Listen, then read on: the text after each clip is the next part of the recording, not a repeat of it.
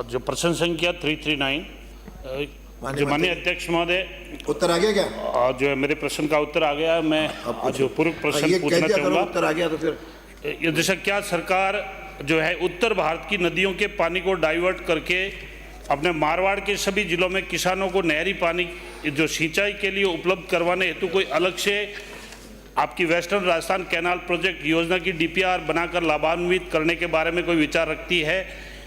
यदि रखती है तो कब तक? माननीय मंत्री जी।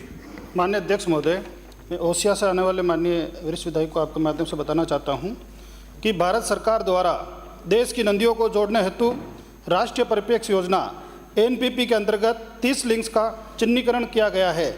इन चिन्ही लिंक्स में प्रदेश से संबंधित संशोधित पार्वती, काली सिंध, चंबल लिंक परियोजना तथा हिमालय की नदियाँ अंतर्गत शारदा, यमुना राजस्थान तथा राजस्थान साबरमती लिंक के 3 चरण सम्मिलित है।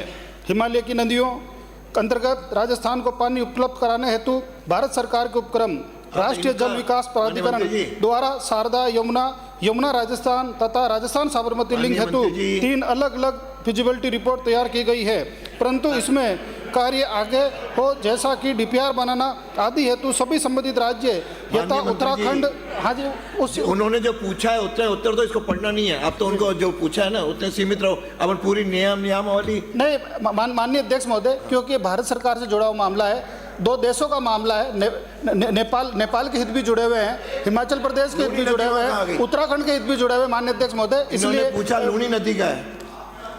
नहीं, पूरा उत्तर भारत का पूछा माननीय अध्यक्ष महोदय। बस हो गया, 2 लाइन हो रहे हैं माननीय अध्यक्ष महोदय, परंतु इसमें आगे कार्य हो जैसे कि डीपीआर बनाना इत्यादि सभी संबंधित राज्य उत्तराखंड, उत्तर प्रदेश, हरियाणा, राजस्थान, गुजरात तथा नेपाल के मध्य आपसी सहमति बनना जरूरी है और भारत सरकार इस हेतु लगातार प्रयासरत है।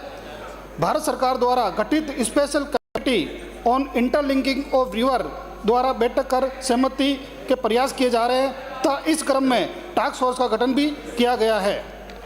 माननीय सर, जो माननीय अध्यक्ष जी, जो माननीय मंत्री महोदय ने जो जवाब दिया वो तो अच्छा है, लेकिन इसके साथ में ही जो मेरा पूरक प्रश्न जो दूसरा है, जैसे क्या सरकार द्वारा वेब कोर्स की फिजिबिलिटी रिपोर्ट जो है वो कब तक जो है आने का समय कोई निर्धारित है?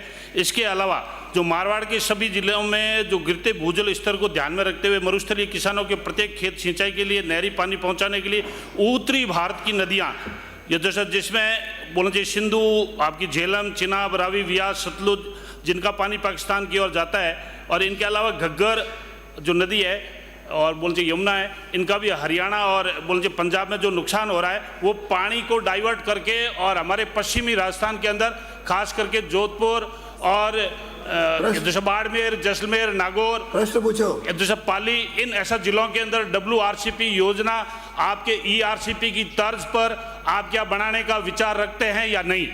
माननीय मंत्री। माननीय अध्यक्ष महोदय, हाँ या ना? नहीं, पूरा बताऊंगा, सुनिए तो सही।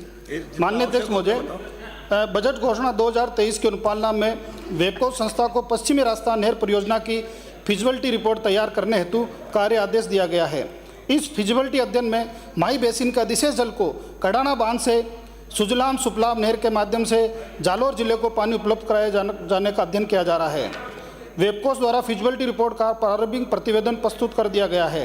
राज्य सरकार द्वारा बजट घोषणा 2024-25 द्वारा राज्य में रन ऑफ वाटर ग्रिड स्थापित करने के एक घट्टे के रूप में माई बेसिन के अधिशेष जल को अन्य रास्ते में पड़ने वाले बांधों को पुनर्भरण करते हुए जवाई बांध में अपहृत करते हुए जालोर जिले तक पानी पहुंचाना प्रस्तावित है। इसकी डीपीआर व PFR बनाने की स्वीकृति भारत सरकार के उपक्रम वेबकोस को जारी कर दी गई है। जल्दी इसकी रिपोर्ट हम प्रस्तुत कर देंगे। अगला प्रश्न